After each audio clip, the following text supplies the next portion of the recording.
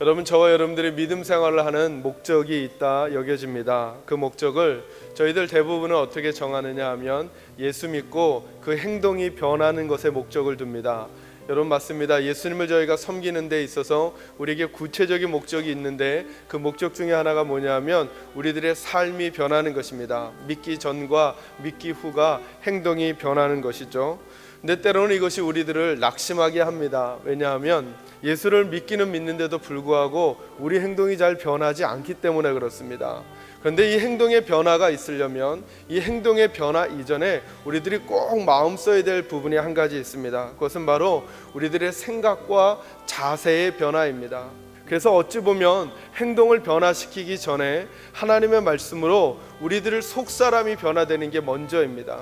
오늘 본문에서는 우리들을 누구라고 말씀하시는가? 저와 여러분이 잘 아시듯이 너희는 세상의 소금과 빛이다 말씀하십니다.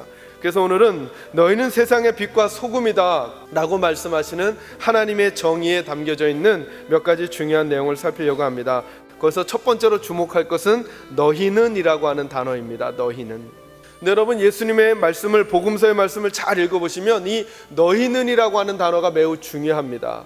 왜냐하면 예수님은 때로 너희와 저희를 구분하십니다. 오늘도 예수님이 이렇게 말씀하시는 것이 아닙니다. 세상에 있는 모든 사람들은 빛과 소금이다 이렇게 말씀하시는 게 아니라 너희만 빛과 소금이다 이렇게 말씀하시는 것이죠.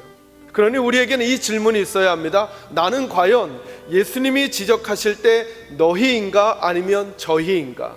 우리들의 숙제는 이것입니다. 그러면 너희는 누구일까? 누가 예수님에게 너희가 될까? 예수님은 그 자리에 있는 모든 사람들을 가리키는 것이 아니라 예수님과 특별한 관계에 있는 사람, 그러니까 너희는 누구인가? 예수님과 관계를 맺고 있는 사람이라는 것입니다. 예수님의 사람이 되는데, 예수님에게 너희가 되는 데 있어서 조건 없습니다. 누구에게나 열려져 있습니다. 내 마음을 열고 내가 아직 주님을 잘 모르지만 그 주님 알아가며 살고 싶습니다. 마음을 열 때 이 순간 여러분이 예수님에게 너희가 될 수 있음을 꼭 믿으시기를 주님의 이름으로 축원합니다. 두 번째로 너희는 세상의 빛과 소금이다 말씀하신 구절에서 주목할 부분은 세상의라고 하는 표현입니다. 세상의. 조금 더 풀어서 얘기하면 하나님께서 성도들을 세우신 목적, 그 목적의 자리가 어디냐 하면 세상이라고 하는 것입니다. 그러므로 믿음을 가진 성도들은 믿음 안에서 세상을 바라보는 바른 시각을 가져야 합니다. 바른 시각. 세상에 대해서 건강하지 않은 자세 두 가지가 있습니다. 하나는 뭐냐 하면 세상을 피하려고 하는 자세입니다. 성도들이 세상을 대하는 온전하지 못한 자세 또 한 가지가 뭐냐 하면 세상과 하나가 되는 것입니다. 그래서 내가 세상 사람인지 하나님의 사람인지 구분되지 않게 세상을 살아가는 사람인 것이죠.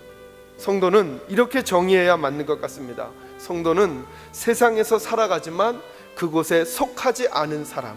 하나님이 저와 여러분을 세상에서 살게 하셨습니다. 우리가 믿음의 삶을 산다고 해서 세상을 도피해서 교회로 피한다거나 마치 예수님의 제자들에게 있어서 변화산에만 머무르려고 했던 그런 자세가 아니라 다시 세상으로 하나님이 우리를 보내십니다. 우리는 그곳에서 살아갈 수밖에 없습니다. 그러나 그곳에 속한 사람처럼 살아간 것이 아니라 하늘에 속한 사람으로 그곳에서 살아가는 것이죠. 여러분, 믿음이 좋아진다라고 하는 것은 세상으로부터 자꾸 피해오는 것이 아닙니다. 우리가 그곳에 머무르되 하나님의 방식으로 머무르는 것입니다. 하나님의 방식으로 그곳에서 살아가는 것입니다. 마지막 세 번째로 주님은 우리에게 이렇게 말씀하십니다. 너희는 세상의 빛과 소금이다. 예수님이 이렇게 말씀하지 않으셨습니다. 너희는 빛과 소금이 되라 이렇게 말씀하지 않으셨어요. 예수님이 그렇게 세워주시겠대요. 그러니 이것은 우리의 믿음이나 우리의 감정이나 우리의 느낌이나 우리의 판단보다 더 정확한 거예요. 이제 우리에게 남은 건 두 가지예요. 하나는 역할을 하든가 아니면 역할을 못해서 버려지는 역할을 하든가. 하나님은 사람을 쓰실 때 능력이 되고 조건에 맞는 사람을 부르셔서 쓰신 경우가 거의 없습니다.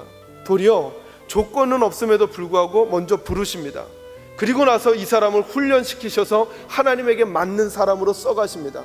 여러분, 예수님의 사람들은 빛과 소금이에요. 이 말의 뜻은 뭐냐면 영향력을 가져야 한다라고 하는 것이거든요. 저는 이 영향력이란 말을 다른 말로 바꾸면 이렇게 바꿀 수 있다고 생각합니다. 이 영향력이란 긍정적인 실력을 말하는 것입니다. 여러분, 예수님의 사람들은 실력을 갖추어야 합니다. 이제부터가 중요합니다. 부르셨기 때문에 부르신 이름에 합당한 실력을 갖춰가야 하는 것입니다. 마지막 16절 말씀 읽고 말씀 정리합니다. 이같이 너희 빛이 사람 앞에 비치게 하여 그들로 너희 착한 행실을 보고 하늘에 계신 너희 아버지께 영광을 돌리게 하라. 아멘. 아멘. 그러니까 우리 때문에 하나님이 영광을 받으실 수도 있고 하나님이 무시를 당하실 수도 있게 되는 거예요. 그 권한을 누구에게 모두 다 넘겨주셨냐면 우리에게 넘겨주셨어요. 세상 사람들이 하나님을 사모하게 하고 하나님을 좋아라 할 수 있는 그 근거 누구에게 달려 있느냐? 우리에게 달려 있습니다. 우리가 어떤 말을 하고 어떤 생각을 하고 어떤 행동을 하냐에 따라 이제부터 세상 사람들이 우리의 행실을 보고 하나님께 영광을 돌리게도 되고 아니면 하나님을 무시하게도 된다라고 하는 것입니다. 이 사명이 우리에게 달려 있음을 꼭 기억하시고 오늘도 주님이 주시는 음성 마음에 품고 주어진 일주일을, 내일부터 살아갈 일주일을 주님 앞에 빛과 소금으로 아름답게 살아가는 저와 여러분이 될 수 있기를 간절히 소망합니다.